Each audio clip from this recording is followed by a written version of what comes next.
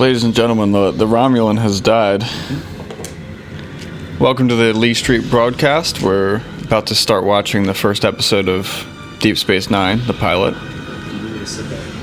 No, it's fine. You can stay where you are. We're not going to be talking through the whole thing, but I've got this hot mic here, and we're going to possibly, if we end up pausing it, talk about it. But we don't have to. Now, I've watched the show. I've watched DS9 2 times all the way through by now.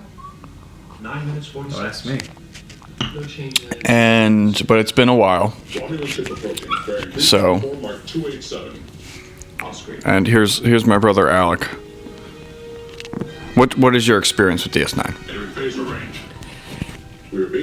To put it plainly, let's just say I don't have any experience. I've seen random episodes at random events at random times. I have a vague idea, but for the sake of conversation, I'll say I have none. But what Star Trek experience do you have? Most of my experience is in Voyager, Star Trek Enterprise, some of the newer movies, with what's his name, Chris Pine, Next Generation, of course. We're watching that right now. But as far as DS9 goes, never really sat down and focused on it. So you're going to be fresh? Absolutely. Might as well be fresh. Although I do know Star Trek. All right, Alex can be fresh.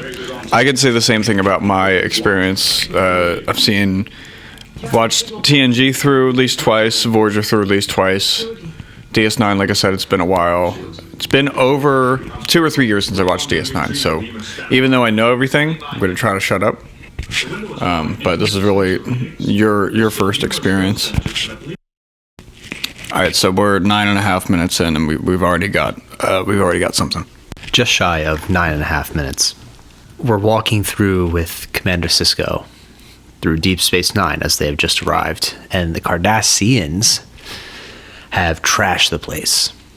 As we're walking through, we get a quick view of who I believe was Quark or another Ferengi, giving him a little bit of a stank eye. He's rightfully upset. However, in knowing Liam, I had a thought when we come across this character who at this moment is unnamed. He has a large earpiece on his right side, as well as almost like a monkish type outfit and skull cap on. Just from a few lines of dialogue and judging on his overall appearance, I had a quick quibble enter my mind and said, what if, as a special guest star, George Carlin? He does look like George Carlin. Just because it's an older white man with a beard, but I was like, what if he just played a monk in DS9? That would be fantastic. Sorry, I just had that thought. No, he doesn't. I'll put in a picture of George Carlin and him next to each other, but that is very true. All right, back to the show. Only a coincidence that the Enterprise just left. All right, so we're about halfway through. I mean, I already know what's going on and everything. What do you think so far? I'm enjoying it as a, of course, previous Star Trek fan, but I think overall the introduction was well done. Right, it's a new show, but they're doing a good job of painting a picture of who everybody is, brief background, why they're acting the way that they are. There's no question there. And I think it was very interesting the interaction of Sisko and Picard. Because Picard, I mean, you've watched TNG forever. You're like, oh, it's Picard. He's the best guy ever. He's the best captain in the whole whatever. Everyone loves him. Not today. But then the meeting, you're like, tense scene. It's a tense. He's got a scowl on his face the entire time. And you're like, oh, yeah. The last time that he heard his voice or saw his face was when his wife died 3+ years ago, whenever that was. And it was kind of interesting seeing a scene where a character that you've watched forever is hated by the new person that you're going to be watching for the next, at the time, we don't know, but 7 seasons. So I thought that was a cool dynamic, and I enjoy the opening scene, of course, is intense, but it was cool seeing that other point of view. Like, oh, well, this is a guy that was at that battle, but you don't know that. There's tons of people on these battles, and you don't know. And this is the story of of that guy. Yeah, it's great so far though. It's a good story. It's they're painting the picture well. Yeah, I only explained the troll thing because they show you. Oh yeah, They show you the troll thing. They show Dax getting her symbiote. his symbiote. Its symbiote. Well, she's been men and women. So like the last person Dax was a man. That's why Cisco is calling her old man, because he knew her as the previous, but now she's a woman, so it's kind of strange. And I have to say, Gold Dukat is just as creepy as ever. He's one of the creepiest people. The actor who plays Gold Dukat, he takes to the makeup very well, I'll say. And you've just met him, but he's fucking creepy as fuck. He looks like if you had a great aunt who lived in Florida, and she had this old alligator skin purse that was just in the back of her closet that she forgot about, and you pull it out and there's just old sticky quarters and a pack of Marlboros in there, and it's just wilted from the humidity but dry because it's old and it's green. Yeah, that's Dukat. Yeah, but let's see what this nice fellow has to say. All right, we're jumping back in. Used to being on this side of the desk. Serious trap. We are live. Ooh. All right, well, hello, ladies and gentlemen. Welcome to the broadcast. Oh. That was nice. Ladies and gentlemen, that was the crispy can of a Founders All Day IPA. That's right. That we are sipping on this evening. Oh, hold on. Wait. Damn. That's how you check the microphone, folks. So we just finished watching the first episode of DS9. Yes, the pilot. Yeah. DS9. Pretty dramatic, pretty trippy. It always hits different, I mean, I've seen it a few times. You just saw it for the first time. I've seen it a few times, and still, it's pulling at me different ways. I mean, it's a pretty dramatic way to open a show. And you said something which we didn't record, but you said something in the middle of the show, which was that Cisco's very different than your average Starfleet. Yes. And I think the same could be said of all of them, honestly. Yeah, they each have their own personality and style, but definitely you can tell, knowing it going in, but you can tell it's a splinter of the Star Trek world. You're like, they're not on a ship, they're not flying around, they're on a station. What could possibly go on at a station? What could possibly... That's Daisy. That's Daisy. What could possibly happen? Yeah, it was good. It was very... as I get older, watching Star Trek, I find myself more interested in the quote-unquote boring episodes. Some episodes in Voyager were like, all right, I don't really care. But some of the ones that really make you think, like, I started watching them recently with my girlfriend, and she enjoyed the show because of the morals, the plot line, the soap opera-ness of it. And I'm like, yeah, they just happen to be in space, but it's like normal human problems and dilemmas, or like, what would you do in this situation? How do you handle this? What's a notable... The dogs are playing. They can probably hear that. That's fine. This is a low budget production. Hey, don't hit the fucking mic stand. Don't do that. All right, leave him alone. Leave him alone. Come here. All right, I got a dog on my lap. We're podcasting. What is a notable Voyager episode that you've seen lately? Oh man, what was the last one I watched? I think the last one I watched, I'm in season 2, and it was where, oh my god, there's they don't know it at the time, but there's this alien that will take over your mind if you come in contact with it, and it relays on your deepest desires, and you end up going through these scenarios of what you want most. So the ship is stranded 75,000 light years away from home, so a lot of folks they don't know it, but Voyager finds a wormhole and they go home and they're home, right? That's their point of view. Every character has a different situation or whatever. But in reality, they're just frozen. They're just on the ship, just standing there frozen. Like Oh yeah, I remember that. So one by one, Yeah. they all fall under the influence of this being, and the only one that can fight it is the Doctor Zimmerman, which we'll call him, because when you watch the show, the subtitles will sometimes say Zimmerman when the Doctor speaks, because that's who he was based off of. That's interesting. I didn't know. Yeah, because I forget. I think funny. it's something to do with Amazon's AI procedurally generated whatever. But yeah, that because makes sense. he is Dr. Zimmerman's creation. I forget what name he actually picks in the end. Joe. Is it Joe? Okay, I thought it was Joe. Well, no, it's funny because That's our dad's name, This is a spoiler. If you haven't, okay, if you're listening to this, you've seen Star Trek. So I'm not even going to say spoiler alert. In the last episode, when you see the Voyager crew, however many years later, at the very end, Tom Paris meets up with the Doctor, who has this like hot young wife, and he's spoiler: it's not 7 of 9. No, it's not.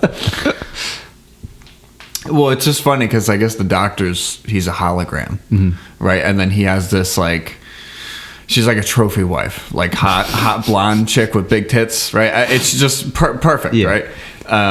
And Tom Paris makes fun of the Doctor because after 50 or so years, the name he picks is Joe, like the most boring, just one syllable white that's guy it. name. Yeah, after all these years, driving through the Delta Quadrant, he couldn't pick a name. Driving through. Finally, to get married, that's what it was. So to marry his trophy wife, he needed a name, so he picked Joe. Right. Oh, yeah, so it was Kes and the Doctor, since the Doctor's a hologram. And Kes has, her telepathic abilities stronger than we realized as the show goes on, stronger than Tuvok.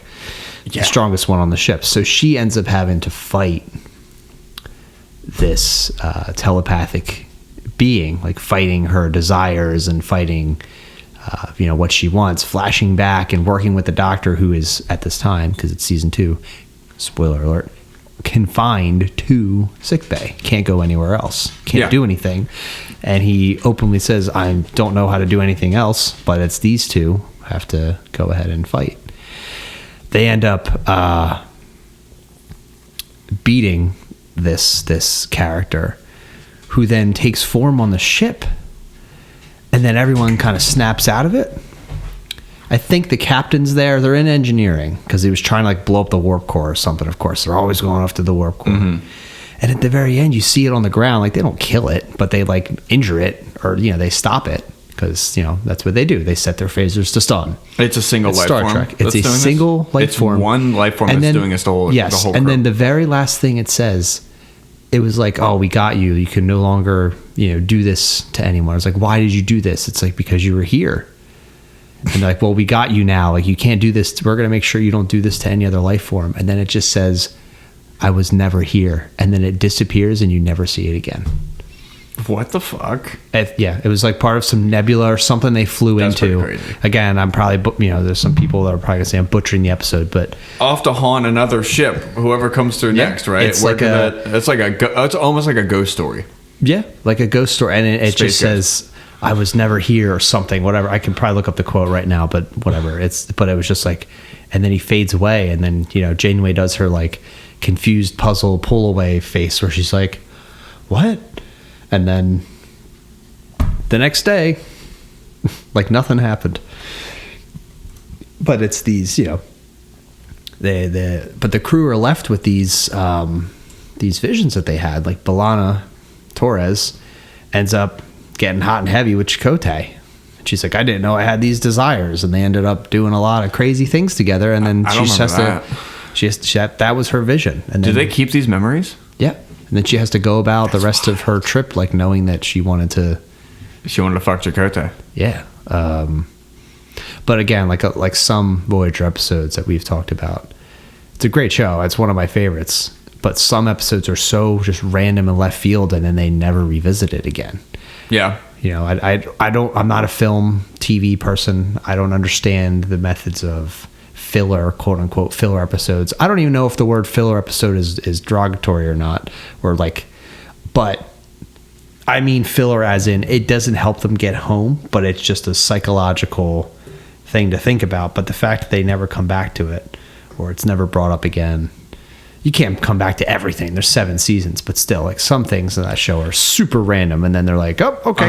And then they never address it again. Yeah, but You'll find DS9 to be very different in that aspect. That's one thing when people compare the two shows, because you can't help it. I just looked up the dates, by the way, and you were right. DS9 came out first in 1993, and then Voyager came out in 94 or 95, it said. I was just doing it quickly because I was trying to listen to you and Google at the same time. So I am as old as Voyager. Yes. Damn. What a time to be alive. But there are... I really don't want to give anything away, but... Okay, so just in the first episode we saw... In that first episode, at least with Sisko, he goes to meet these strange aliens who don't understand time. And, he's reliving the first scene of that. Yeah, over and over of what we saw. Of his, him losing his wife and almost losing his son. Mm. It's very powerful. They're like, they keep saying you exist here. Yeah, it's like, what do you mean? It's like a trauma thing, right? I mean, that's how I see it, as like you may live a linear life and you may explain that to us, but you're still stuck here in this mentally. Yeah. Especially when they said these entities are speaking to Sisko through other people in his life. So his wife, his children, his favorite baseball player, and when they say to him, like, you're the one bringing us here, right? So they're having this interaction, this corporeal life form with this non-corporeal, and they're meeting somewhere in the middle. But it's Sisko's trauma, his thoughts that are creating the scenes. Yeah, that are enabling the communication, and it's bringing him back to several places, but the main places, when he lost his wife, pain. Yeah, it's a powerful method. I mean, even just off the bat, it's a powerful method. It's the difference between in this family, the Stark family, we are big Star Trek, Star Wars, all of that sci-fi fans, and you can't really pick. People say, "Oh, pick one." I'm like, well, they're two totally different. No things. Yeah. You can't. It's what you're in the mood for, honestly. And especially Deep Space Nine, I feel like is the most extreme example of that self-reflection. Hey, make sure you don't live where Sisko is living. It's hard not to. He spent 3-4 years there. Yeah. He had resentment towards Captain Picard. That was pretty crazy. Never met. That was an intense. That was a tense scene. He never really met him. He met him in the battle where he lost his wife, but that wasn't him. Yeah. And he held that resentment, and at the very end, he turned and shook his hand, and Captain Picard, instead of calling him by his rank, he said, Mr. Sisko or Mr. He smiles at him. Yeah. So. He does look like a changed man when the wormhole opens again and he comes back through, and he does calm. He looks like how someone should look when you have a near-death experience, which I'm assuming that's what that was supposed to be. I mean, he's tripping his balls off inside of a wormhole with these aliens having visions where they're talking to him through memories. Yeah. Like, it's crazy. It's a crazy way to start a show. I can't believe they got away with some of this shit. Voyager was way more... I wasn't around back then. I wasn't an adult back then, so I don't know. But I'm assuming Voyager was a lot more, not family-friendly, but accessible. Yeah, definitely. Like, I like that. Person. I liked the, growing up, we watched the Star Trek movies, with Picard and all the crazy high budget, they were borderline action movies. Nemesis was obscene with what they did with all the special effects and everything. Yeah. And just his that was ship. One of my favorite movies of all time. At the time, it was one of my favorite movies. I was like, this is the coolest movie I've ever seen in my entire life. Yeah. So I understand. It's like music, right? I understand the necessity of, quote unquote, a pop song. A song that you write that is catchy. It'll make the top 100. I don't even know if that exists anymore. Top whatever. It'll play on the radio. But then as people listen to it, like, oh, let's dig into this artist, and then you can hear more of their...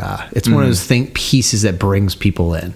Right. It's still true to you. It's not saying that you're not being you, because you created... Hopefully, you were the one that created that pop song or pop movie. I don't think it's not Captain Picard when I watch Nemesis or First Contact or Generations or those movies. It is kind of funny. But if I never saw those movies, I wouldn't be watching DS9 right now. I would never start at DS9. I don't have the attention span. I don't have the ability. But the fact that it's a franchise. Is that a sneeze? That was the cutest little sneeze I've ever heard. It was either a sneeze or she spit something up. That was probably a big. I didn't feed him yet. It's just about feeding time. All right, let's hit pause so we can feed the dogs. Okay. Or we can do a commercial break. I'll just start saying some random shit. Let me feed the dogs, and you can do it. Alex is going to do our next ad read. Feel free to make up your own fictional thing. What's a product that you wish exists that doesn't exist right now? I'm going to feed the dogs. Well, there was this one time where I think it was at our cousin Devin's house, and we were. Oh, there go the dogs. Oh, God. Come on, you go. We were making food, and all the food we made was like too hot to eat at the time. And we had a thought. We're like, what if there was a device that worked like the antithesis of a microwave, where your food's too hot, you put it in there to cool it down. Seems kind of stupid. You could probably just wait for it to cool down, but what if you're really hungry, or I don't know, you're in a pinch? Or let's take that further, right? So maybe not cool it down, but bring it to an exact temperature, the perfect temperature to eat it at, like soup. I don't know what temperature soup's at, but you can't eat if it's too hot. It'll burn the roof of your mouth, and the next day you get your skin flaking off the top of your mouth. But if soup isn't warm enough, it's just like lukewarm. You kind of, you know what I mean? Like you wish it was more. So let's create a device that will heat your food to an exact temperature. It's 2025. We should be able to figure something out. We'll call it the Exacto Facto.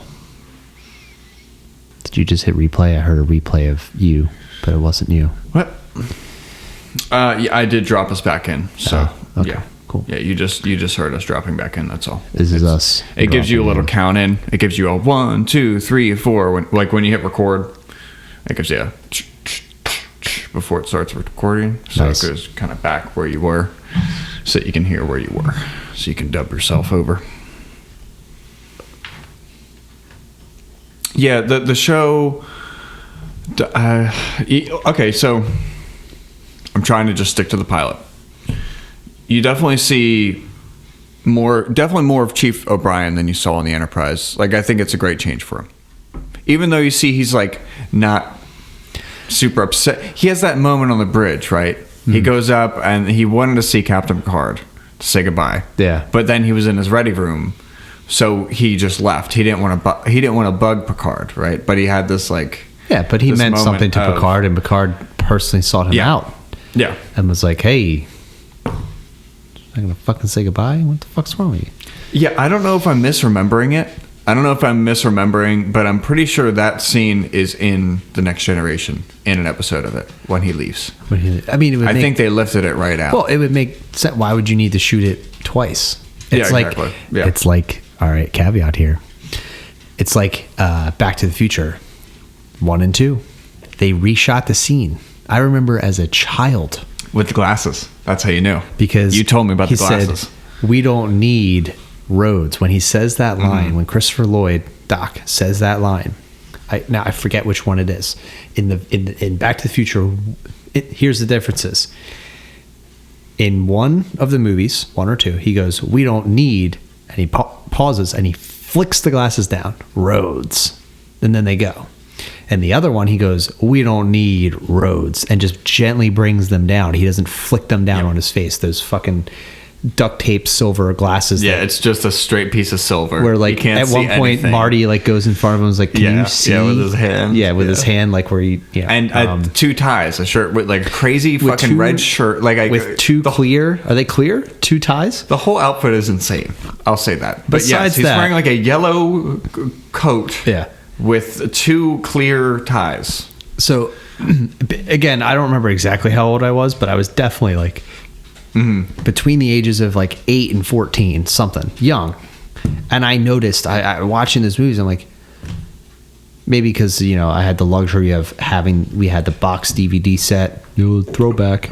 And I would literally watch those movies right after each other. And, you know, so I'm seeing those scenes 2 minutes apart. Yeah. How fast I can take true. one DVD out and put the next one in. Right. But yeah, so that's probably why that they lifted the scene, because if they reshot it, people are going to be like, this is weird. They redid the scene, but it's different. Like, Yeah, so that's why true. why would you need to? You know, it's not a problem. I don't care. It's cool, like, piece of lore, you know, like, as fans of any franchise, be it Star Trek, Back to the Future, video games, Fallout, whatever. There's kind of some fun in the picking out pieces of lore or continuity that don't match up or track right. But it's also funny to hear the response of, like, the studio, and they're just like, yeah, that didn't really work. And you're like, oh, okay, and you just accept it. But as fans, you can be like, oh, well, it's kind of a funny thing that kind of bridges the humanity of it, right? You know that it's just like, yeah, we didn't think about that. Sorry, guys. And you're just like, as a fan, you're like, that's kind of funny. I don't care, you know. There's this joke that people make about Tom Paris. The actor who plays Tom Paris also plays a pilot, like a similar kind of guy, but obviously younger in the Next Generation. So Wesley Crusher goes off to flight school. He gets far enough into Starfleet, and he gets his opportunity to be a pilot, and he goes off with these high flyers, right? So Tom Paris, that character, what is his name? Is it Kevin McNeil, something like that. Hang on, folks. We have computers in front of us, and we're not using them. Yeah. See, we're trying. I don't want to interrupt the show. Yeah, we're also trying to live in the moment. Yeah, you know? I don't want to interrupt the show by Googling, because then I can't pay attention to you. But then, so Robert Duncan McNeil, and I didn't have to look. I didn't have to fucking look it up. I did click on Safari, but I didn't look it up. Robert Duncan McNeil. He plays a character in the Next Generation who's not Tom Paris, but a pilot. But he looks like him. He's kind of acting like him, but younger, and he's this hotshot pilot. And Wesley gets into a bunch of trouble with them. But because there's this continuity error, because it's the same guy. Obviously, they use the same actor because they liked him. But it's just funny that they wouldn't bring him back as the same guy, because they could have. Yeah, they especially could have taken the same character. If he got in trouble with him, that sounds perfectly up the alley of Tom Paris, because he's the bad boy. He's a troublemaker. I mean, he did run away. What was it? He almost ran away with the Maquis. That was why he went into prison in New Zealand on a fucking paradise. Like, Nicholas Locarno. For anyone listening who's hating me right now, it's Nicholas Locarno. That's who he plays in the TNG episode. Do you have a picture of him? Well, obviously it looks like Tom Paris, but is it just a spitting image? I mean, it's obviously he's younger. It was the 80s, so yeah, but he was young in Enterprise in Voyager. I mean, he's got. Someone made a mashup of both of them together. Let me flip the computer around. There you go. Huh. Yeah. So I guess he was like, early 20s in that one, and then, late to early 30s in the next one. So it's just, I think they made a joke on the Lower Decks about this. I'm sure they did. The animated show, but I haven't seen seen a few episodes of that. It is pretty funny. It's more of like it's like a comedic break. It is good. It doesn't lack. It's got good substance. I just enjoy the fact that since it's animated, they can get away with things and make fun of the show itself while they're in it. It's kind of like the Family Guy, Star Wars, right? It's a Blue Harvest, and that was obviously more directed at making fun of the show itself. But so the Orville, Seth MacFarlane, they do things in the Orville that are Star Trek, but a little bit beyond, because he has this comedic edge to it. I just keep thinking of the scene where smoking cigarettes. Yeah, he's like 500 cigarettes.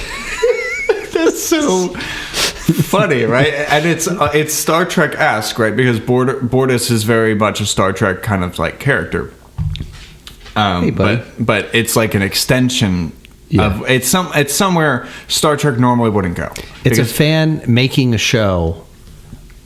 And not making just exploring all the funny parts of it, and that's why it's so good. Facets, in a comedic way, but it's still, again, it's still substance. That's why it's a good show. Like it's not just like jokes and nothing else. Oh yeah. Also, if you can hear the tippy tappy toes of our dog, Porthos, They can hear all the dogs. I gotta let Daisy out. who is a beagle. So I'll let any Star Trek fans make the connection there. Sorry. Hey, buddy. He's a good dog. How old is he now? 13? 12? 13? You'll be 13 this year, bud? Yeah. Still a menace to society. Beagles are cute, but they're a handful, just to let you know if you actually are looking to get a beagle. Maybe don't get one as your first dog. No. And definitely have a friend for them. Don't have it as your only dog. Don't get them as your first dog, and don't get them as your last dog, because you're not going to be able to tolerate them at either stage of your life. They're good middle dog. Get them when you're young and spry, and you're still fit, if you're fit at all. Yeah. Because you don't walk Porthos. Like I'll take Porthos for a run. You have to run. He doesn't You have walk. to jog. You have to jog minimum. And because he'll kill himself. He'll literally kill himself. He'll run himself to death. He doesn't care. His nose is more important than him pulling on his harness. Yeah. He doesn't care. God, I wish I was just dumb and it didn't matter. A great quote from James May, if there are any Top Gear car enthusiasts, is alcohol is God's, I think he said, alcohol is God's gift or recompense for making us self-aware. Yeah, that's what he said, yeah. He has a gin now. He made James Gin, yes. James Gin. And I still haven't tried it.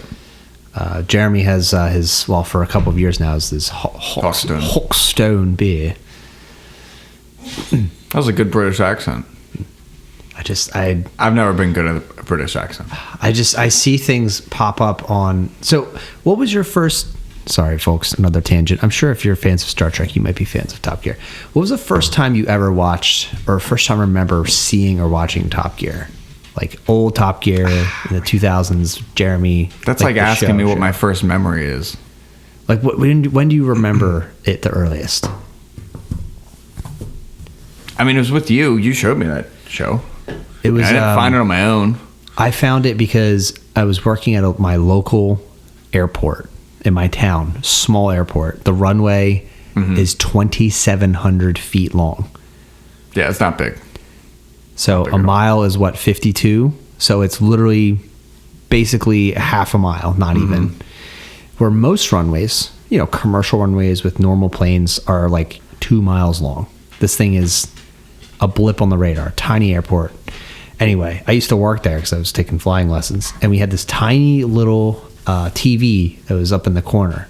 It was probably a 12-inch TV, box TV. It weighed like 50 fucking pounds. It was tiny because it's an old tube TV. Whenever I get nervous about hanging a TV these days, You think about those CRTs, dude. I was at my girlfriend's family's house. Tessa's my girlfriend's name's Tessa.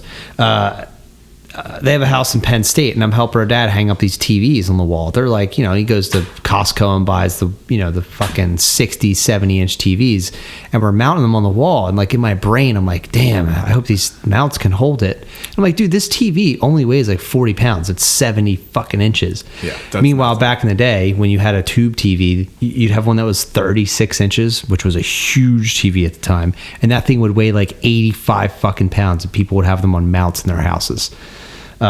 Anyway, sorry, huge tangent. Or sometimes you just have to put them on the floor. I mean, TVs started off on the floor in a wooden box on the floor. They were that heavy. They were their own mounts because you couldn't do anything with them. But anyway, so long tangent. I was working at that airport basically from when I could drive, so 2011, and I would work there. And during the summers, it was pretty. I mean, it was slow sometimes during the week unless we had students for flight, coming in for flights. And I was scrolling through the TV one day looking for something to just have on that wasn't distracting but still interesting. And I just saw this car show. I was like, oh, what's this? And I just kept it on. And I forget what channel it was. Doesn't matter. But it would play Top Gear like on repeat. Like, because there's, this is 2011, 2012 at the time. And Top Gear had been on television since like 2002. 2003, and they were still making new ones. I think that one, which is technically Top Gear 2, because original Top Gear was what Jeremy was doing back in like the fucking 80s. That was a little segment of a small of another show. But it would just be on, and I watched it, and I remember a couple people be like, "Oh yeah, it's Top Gear. That's cool." And I'm like, I don't even. This is the coolest show I've ever seen in my entire life. And then I started watching at home, and funny enough, our parent, well, mainly mom, has a very specific type of humor. She's hard to please, hard to impress with humor, as far as acting or television goes. And I would play it, and our parents would thoroughly enjoy watching Jeremy be a buffoon, or the British humor that, the antics that these three old guys would get into. I forget where we started on this, but it's just damn good television. I don't know how we got to Top Gear. Oh, you mentioned what James said about alcohol. Oh, right. Damn. Tangents. All right, so back to the episode. We still haven't really talked very much about the pilot. Yeah. Which pilot? Tom Paris? No, Nicholas, whatever his last name Duncan, whatever, yeah.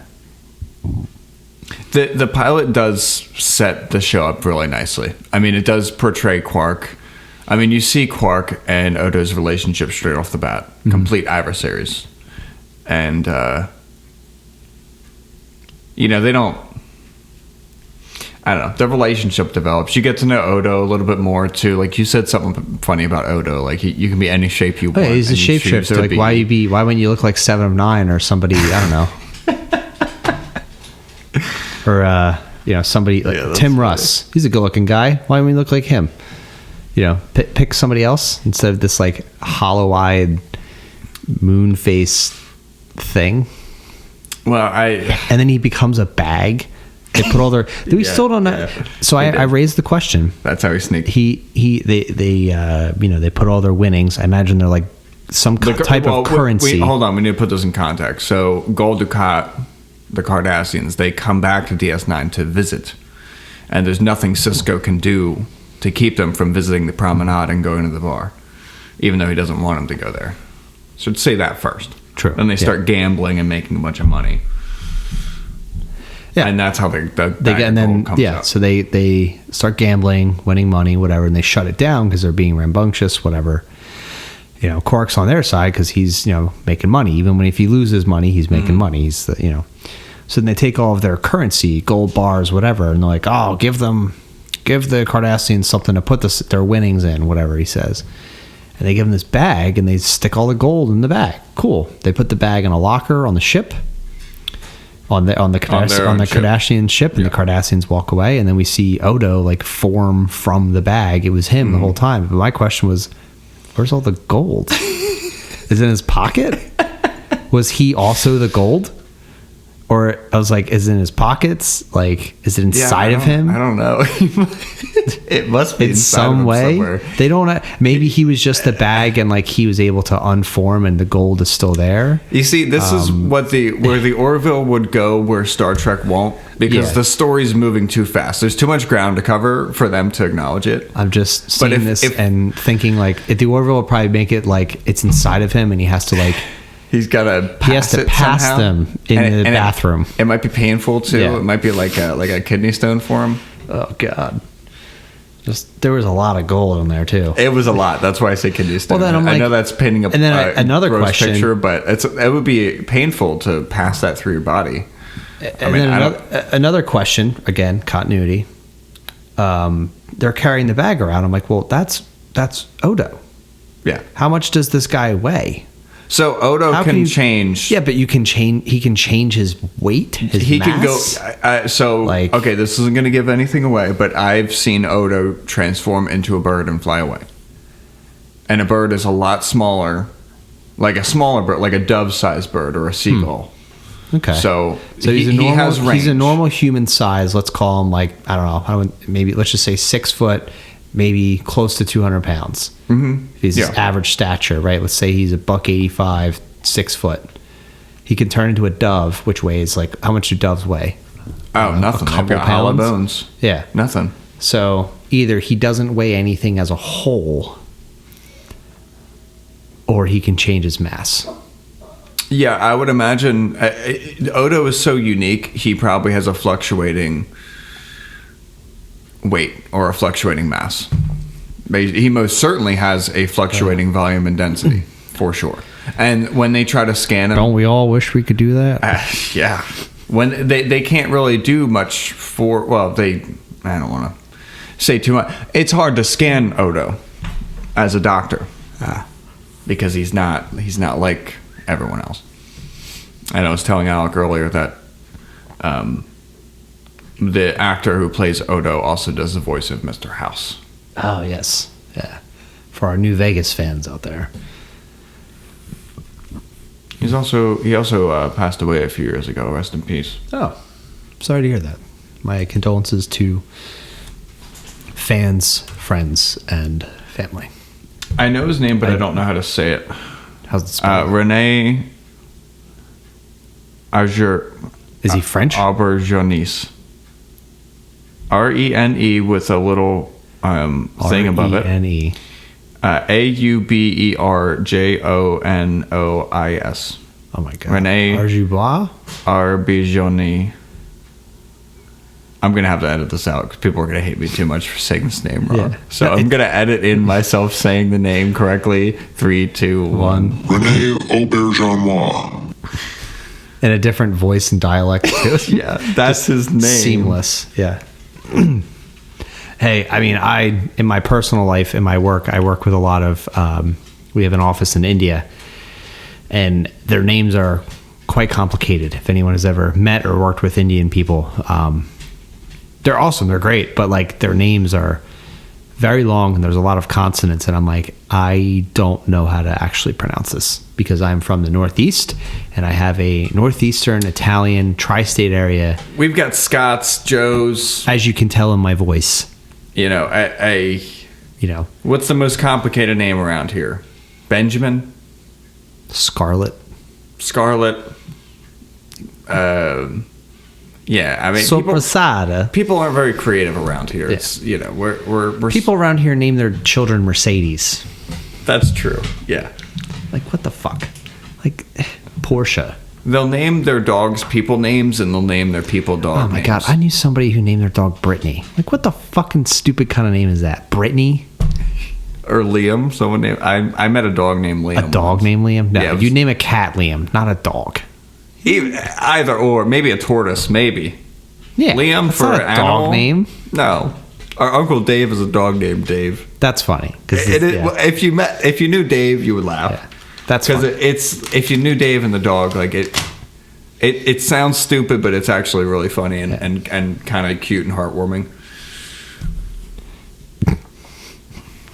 Name your cat Neelix. That's all I can say. Get a cat, name it Neelix, call it a day. I think I told you this before, but I saw this post online once. It was like, sometimes I just go outside and I say, computer and program, just to be sure. Just to be sure.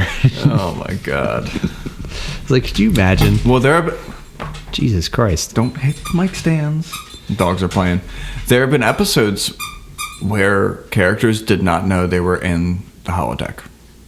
Or they might have said computer and program, but they were inside of a program inside the holodeck. In a simulation, inside a simulation. What am I thinking of? Rick and Morty. No, they did that on Star Trek though. Oh, they've done it everywhere. There was one I saw recently on Voyager that was the doctor was stuck in a simulation.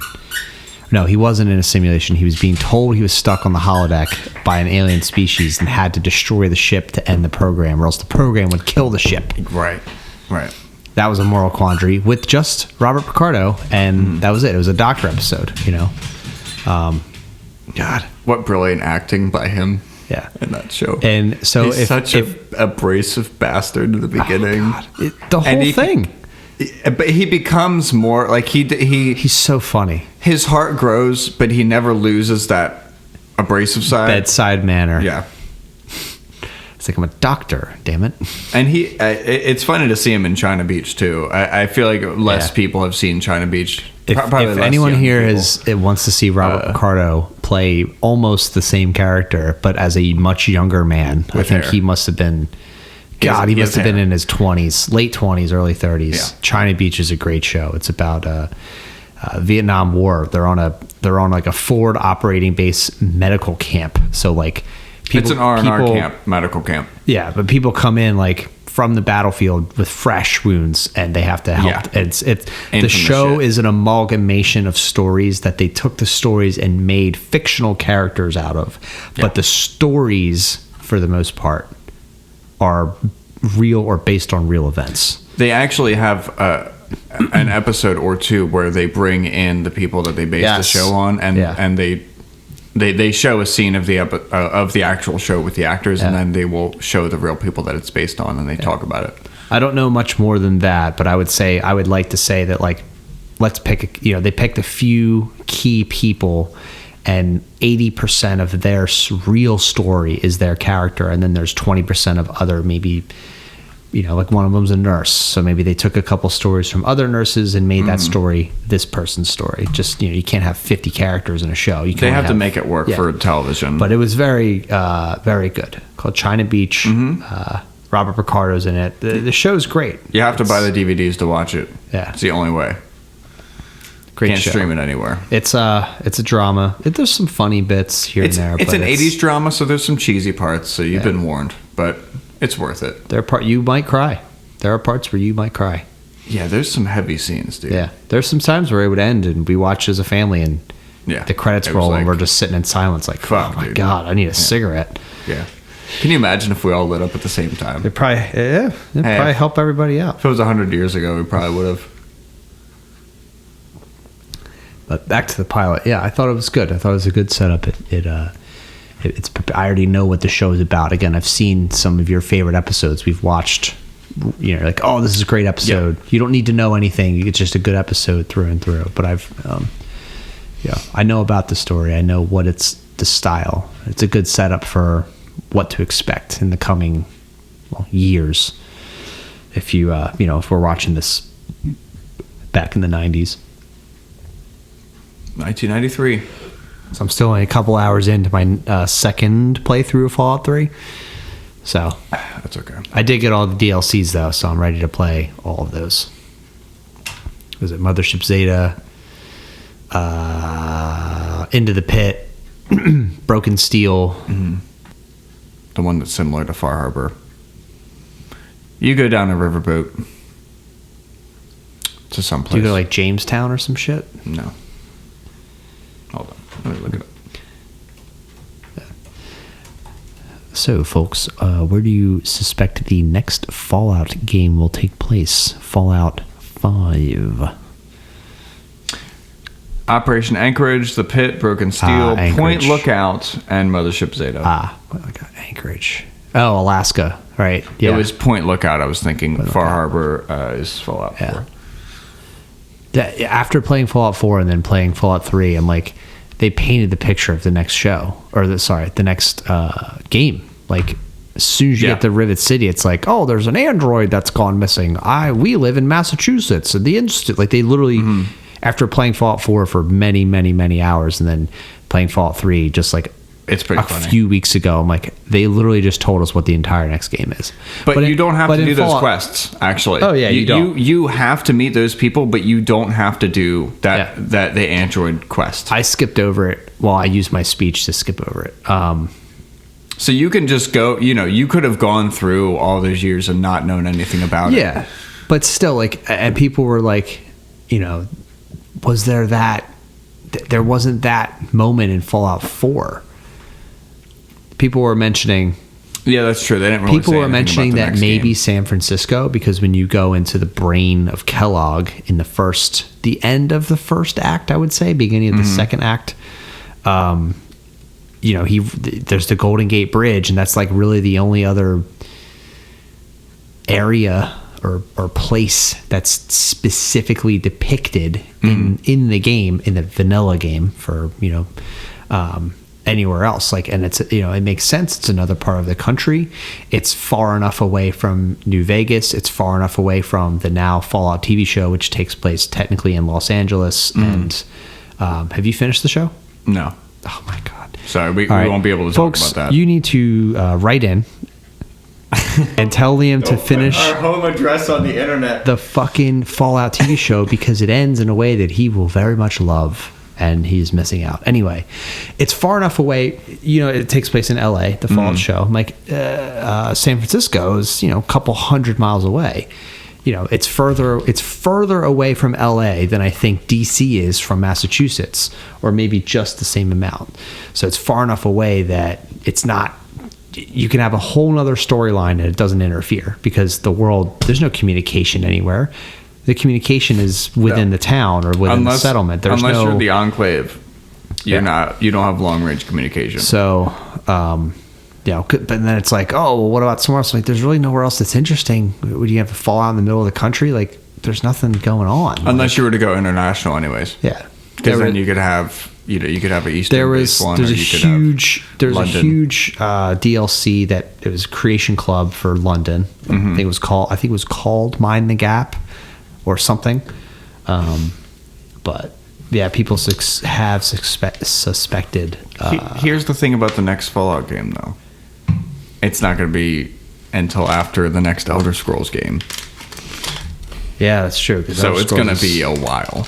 Yeah, but when was Skyrim? 2011. 11. Fuck. Yeah, Skyrim came out on 11/11.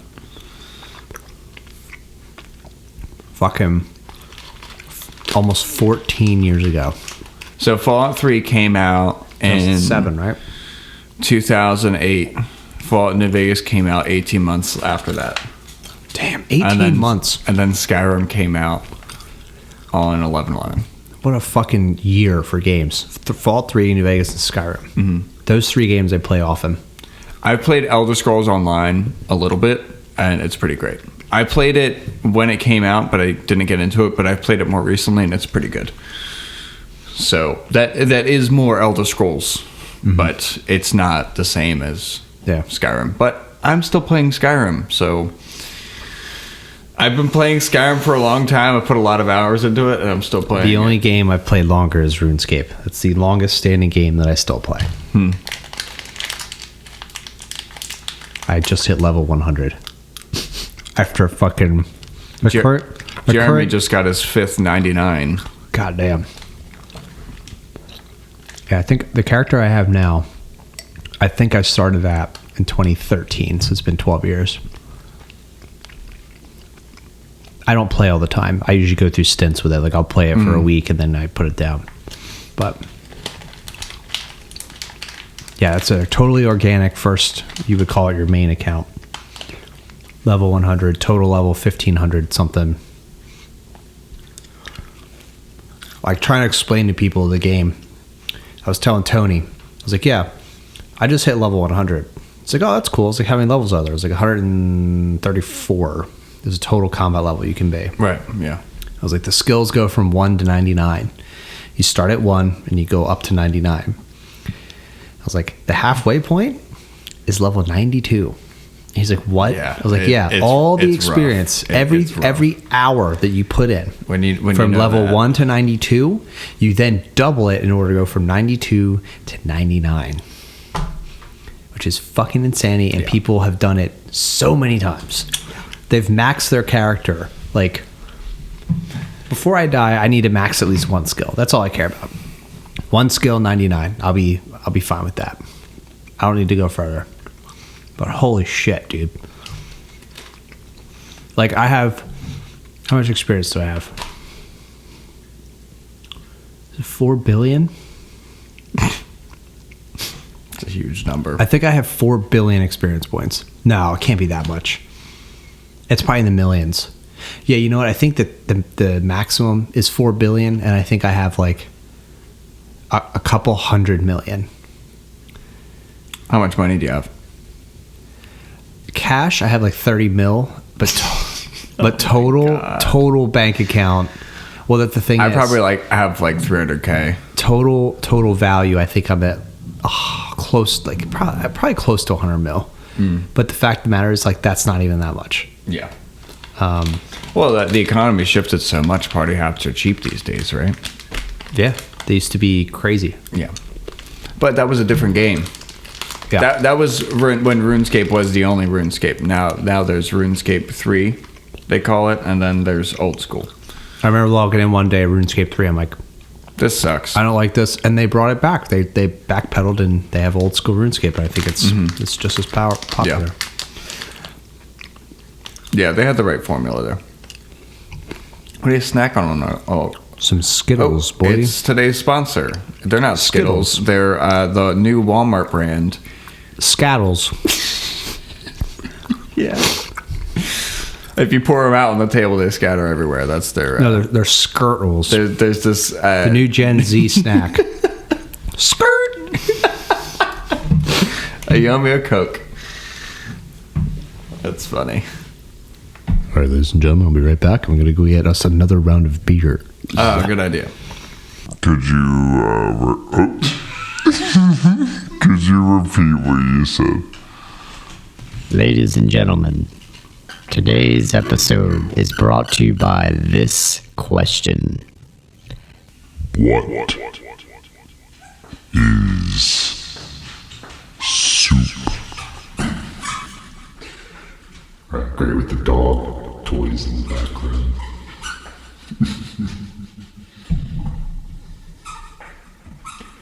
Why doesn't the dog squeak come in at a lower pitch?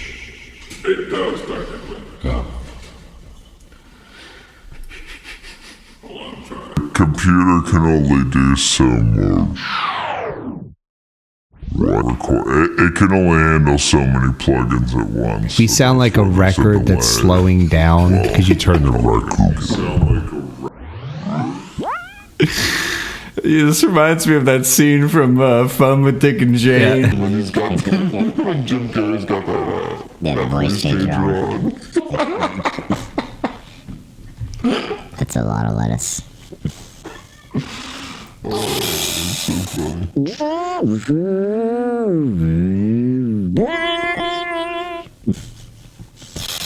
Okay. Laner fucktards. How could he see me? If you know what that movie is, God bless you. Or whatever entity. I prefer Ra. Ra bless you. Jesus Christ. Was that the dog hitting the... My God.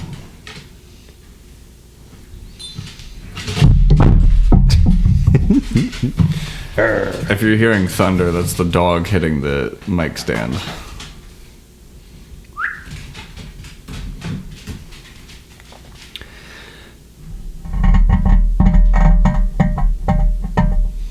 It's a ribbon microphone. Old school. No, we're on an old ship in the bottom, Oh, yes. and you're hearing the mast creak yeah, as the that's- waves come in. That's the mast. It would be fun to podcast from the boat while we're at sea. Oh, God, yeah. All right. Closing remarks on the show for this evening. So I give it... Ooh, it was a good pop. 1 out of 10. What is your... I thought you were saying a 1 out of 10. I thought you were saying Oh, no, I that give was it a a good- 1 out of 10. That was a good crack. The show itself. Personally, 1 out of 10. So what's the scale? I feel like there's an error with a lot of things where people rate things, right? I think we should rate it on based on what a pilot can do, right? So Just a pilot of a show. sometimes pilots are terrible, but then the show is really great, or sometimes they're awkward, or season 1 of a show is very awkward, but then the rest of the show is Yeah. great. Okay. This is not like that at all. I think this does not do that. I think this is a great pilot because it actually does set everything that's to come. So we're going to rate Pretty it well. on Yeah, how well does it do pilot. the pilot thing? Pilot to pilot from What it's another show. supposed to do, I would yeah. give it a good rating. I would give it at least an 8. 8, yeah, for sure. Probably Because, 8, like I said, 8.5. I don't question. Now, I have a background of Star Trek. However, I don't have any question of anyone's motives. They paint a clear picture of every single character's reason for the way that they act in a very quick, some more lengthy, appropriately way, based on the volume or the what's the word, magnitude of the character themselves. Obviously, Cisco is going to have more screen time than than like the doctor guy. Yeah. What's his name?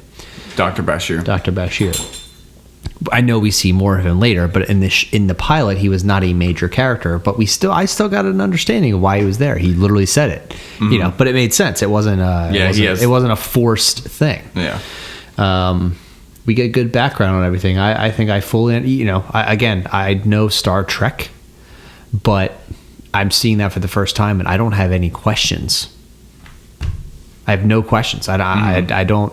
Ready for the next one. I need to affirm myself of the names of every single character, but that's a me thing. That's not a show thing. That's just with a new show, you got to remember who the characters are, right? Because there's probably 10 to 12 characters that you see regularly. You just have to know. I do feel like they had the chemistry straight off the bat from the show.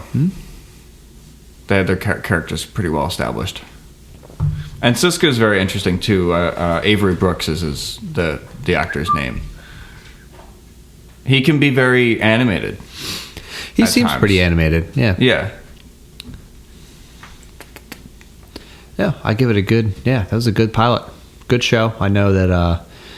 There's some times where I'm in the mood to disassociate and just get lost in a good story for 45. Well, this is the pilot. This is the opener, so it was a double feature. But get lost in a story for 45 minutes to an hour, and I was ready for the next episode. I mean, I was more ready to do this because I wanted to do this next. But put on Star Trek and just listen. You're sitting there, it's just like next episode. Yeah, let's just watch the show. I have an idea what's going to happen. Sometimes they throw a curveball. Dogs. Yeah, it was good. Good pilot. Mm-hmm. The next episode we can talk about cars, boats, all forms of transportation, monorails. Cameron's getting a Miata. That is awesome. Until then, good luck, folks. Until then, don't forget the question: what is soup? Oh yeah. What is soup? You don't have to answer right away. Just, what is it? Ask your friends. Ask your family. And then when they answer, play devil's advocate and see how frustrated they become. Is salsa a soup? Don't actually answer the question yourself when you pose it to somebody else. Yeah. I mean, think about like soup. It's a liquid with solids in it. Salsa is a stew soup. Is what's it? Chili a soup? I don't know. Is it what about dips? Chili's chili, I think. What about buffalo chicken dip? Is that a soup? Is it a dip? Why is it a dip? What makes a dip a dip? Dip is in the name. Spinach archer dip, buffalo dip. But there's broccoli and cheddar cheese soup. But you could dip anything to a soup. Does it just matter about the bowl you serve it in? Is it a shallow bowl you could dip? See, I'm not again. What I hate is that you're right. Like and that. See, folks, these are the questions that nobody's asking. What the fuck is soup? Is it hot? There's gazpacho. That's cold. Too many people in this country are worried about too many other things, and they're not paying attention to the big questions out there, which is this. Tuna salad. That's not a salad. No, is it soup? Not. Is it a mayo-based soup? I've never eaten tuna salad. No. What about pasta salad? Pasta salad? That's bullshit. There's pasta in it, but what about chicken noodle soup? What do you think the noodles are? They're pasta. On a hot summer day, sometimes your pasta salad gets a little runny because it's hot.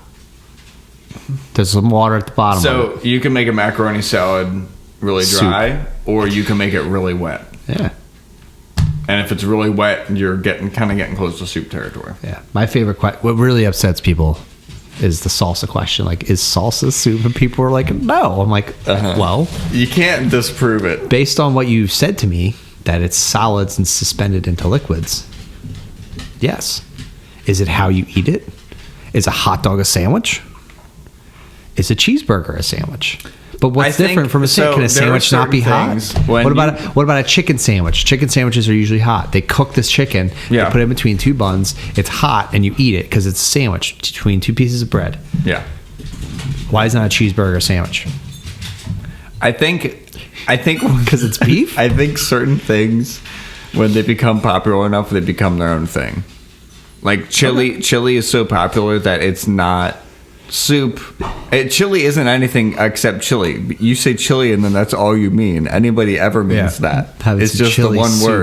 word. You don't have to say anything else. It's just chili. Yeah. Again, So- folks, there's no wrong answers. It's just a probing question. A cheeseburger is such an iconic item that it becomes itself. You know what? I saw a fucking canned cheeseburger review on YouTube the other day. Canned? A canned cheeseburger, yeah. like can with the bread in it? Yeah. You open a can and there's Isn't that disgusting? a bun and cheeseburger in there? I thought that's what it was supposed to be, but you have to cook the can. You have to put the can in the oven. So I clicked on the video. I didn't even watch the whole video. Because I wanted to see someone crack open a can, pull a burger out of it, and eat That's it what I straight. want to see. But no, you have to cook it anyway. Oh, fuck that. I'm not buying that. What's the point? You But anyway, a burger is something that's well established as a burger. Like you say burger. I call it a sandwich. If you called a burger a sandwich at the wrong place, people would just look at you funny. Well, why? Because it's made out of meat? What about a deli sandwich? That's made out of meat. Is it beer a vegetable smoothie? What's That's beer made out of? disgusting to think about. What's beer made out of? Beer's fermented. It's not a smoothie. It's a Okay. fermented drink. All right, but it's made out of vegetables. Mm-hmm. It's made out of fucking grass and barley and wheat that they throw into a fucking keg and let it sit there until all the good stuff comes out of it, and then you drink it. So Basically, beer is a yeah. vegetarian drink. It's good for you. It's healthy. Yeah, it's literally made out of vegetables. You can live off Wine, of nothing but beer. Wine is just juice that weighted a little bit.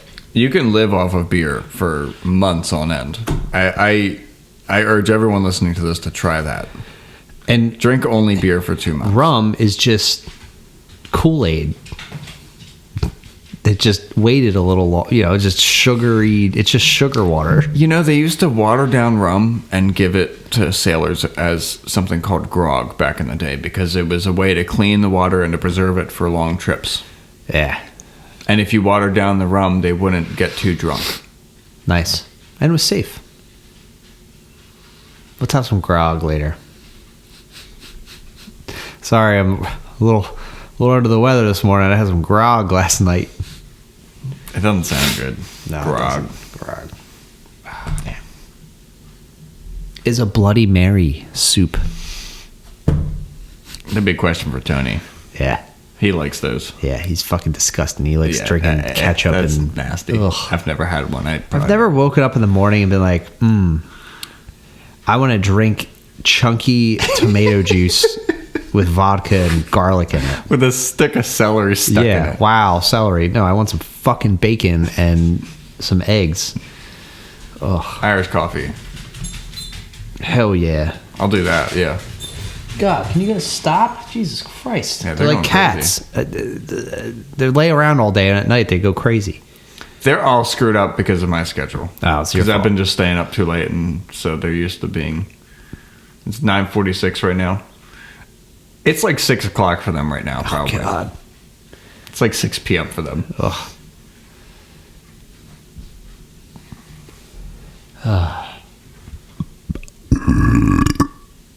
Sorry.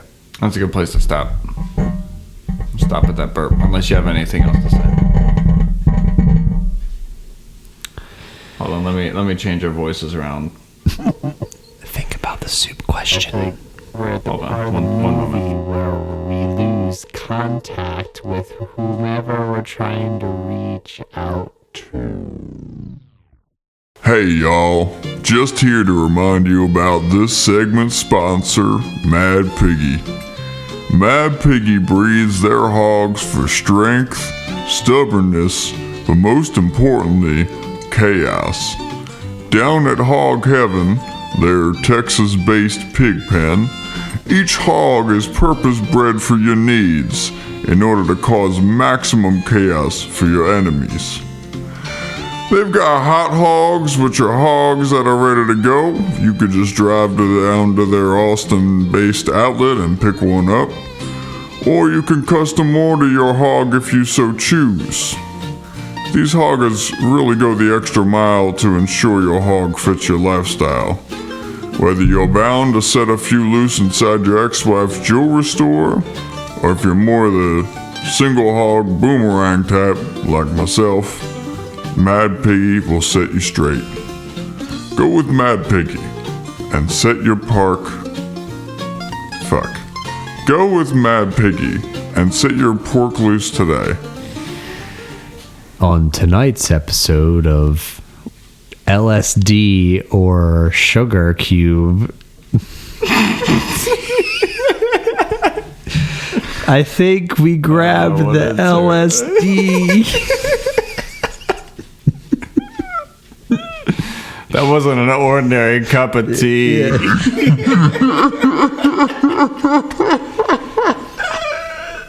So when I asked if you wanted to go on an adventure, the answer was already yes.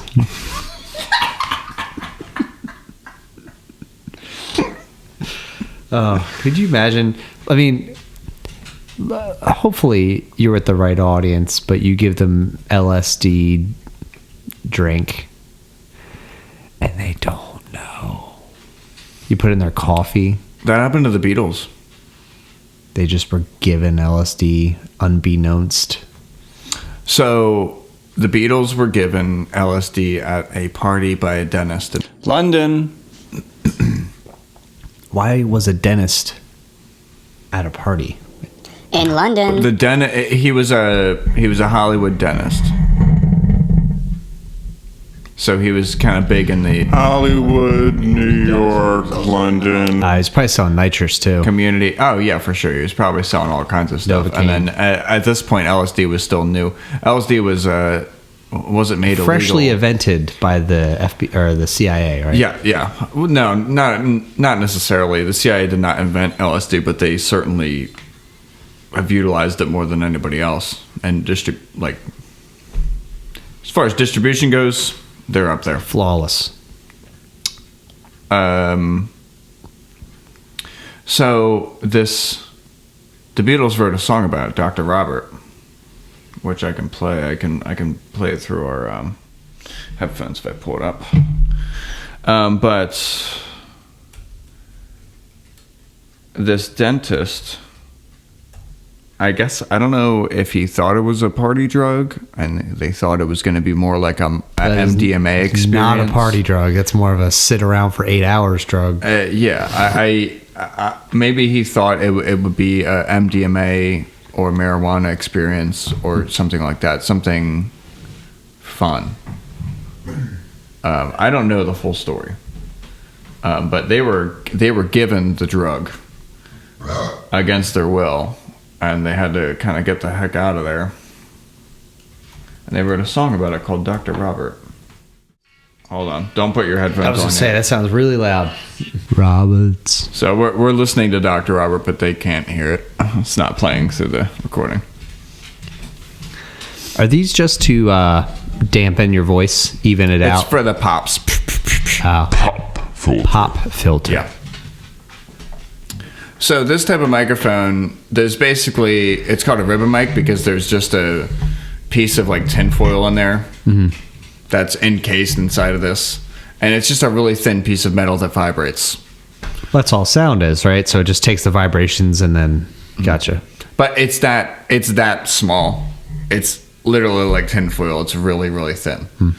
So it's really sensitive to certain things. And when you make kind of pops with your voice. Yeah, so making pops versus making pops. Yeah, that does help. Dr. Robert. How much LSD did he give him? I don't know. I don't know enough about the story. I gotta turn my headphones down a little bit. I don't know enough about the story to really talk about it, but the story goes the dentist gave the Beatles some tea, and he put acid in the tea. Now, I don't know how much he did. LST. But if you know how the dosage of acid works, it's one of the most highly concentrated chemical compounds. It's measured in micrograms, not milligrams, micrograms, which is a very, and I think That's one tab tiny. is 1 to 300 micrograms. Again, not milligrams. Micro. But micrograms. Advil, when you take an Advil, it's 200 milligrams. Yeah. So it's one. So micrograms is very, very It's a small. fraction of one of those grams. Yeah. So the thing about the story is that I don't know if this dentist guy knew what he was doing and he intentionally dosed the Beatles and he gave them a certain type of dose, or he just had acid and he thought it'd be fun to dose everyone at his house. Threw it I don't all know. into every drink. Yeah. I don't know. Yeah, so I don't know. I don't know if that was intentional or if it was just some guy being stupid. You know, there's a lot of stupid people out there, so Yeah, probably there's a lot of stupidity in Hollywood, so I wouldn't be surprised. But yeah, some people think the Beatles were slipped the drug intentionally in order to change their music as like a psyop, like a psychological experiment on the public. But I don't know about that. Have you heard the Paul McCartney's dead theory? Dead theory? No. Yeah. So Paul McCartney is dead. Yes. And so there's Paul McCartney's still alive today. Uh-huh. But in 1965, he got into some crazy car accident. 1965? Yeah. So This 60 would be the years ago at this would be point? the middle of the Beatles' career. Yeah. Right. They're releasing the So music. in the 60 years ago, for 60 years, some guy has been his stunt double. Or a double for him.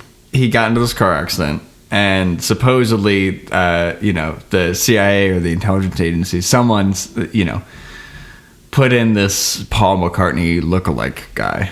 Okay. But they were still making music. Like, wouldn't people be able to tell, like, this is a different person? Well, I mean, that's where the conversation starts. That's what makes Is it the music interesting. different? Yeah, I mean, that's when the Beatles' music does start to change, yes. But there's four of them, though. It's not just Paul McCartney. They're all. It is at a time where the Beatles' music gets a little bit more trippy, and this LSD incident happened shortly after that too. Oh. Could have been that. I don't know. Well, then, I mean, how many? Bigfoot. I don't believe. Well, how many albums? How many albums did they have before this incident, and then how many did they have after? A few. Did they have more before or more after, or was it right in the middle? It's pretty much right in the middle.